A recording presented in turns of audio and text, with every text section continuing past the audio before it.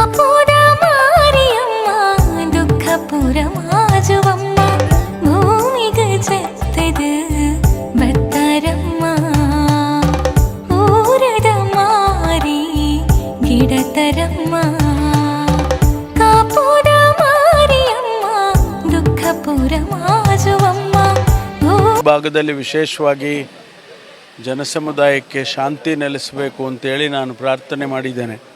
ಈ ಸಮಿತಿಯವರು ಇಷ್ಟೊಂದು ಸುಂದರವಾದ ದೇವಸ್ಥಾನವನ್ನು ಕಟ್ಟಿದ್ದಾರೆ. ಬಹುಶಃ ಮುಂದಿನ ಪೀಳಿಗೆಗೆ ಈ ಸಂದರ್ಭದಲ್ಲಿ ಅವರು ಕೊಟ್ಟಿರ್ತಕ್ಕಂಥ ವಿಶೇಷವಾದ ಕೊಡುಗೆ ಸಮಾಜಕ್ಕೆ ಅಂತೇಳಿ ನಾನು ಭಾವಿಸ್ಕೊಳ್ತೇನೆ.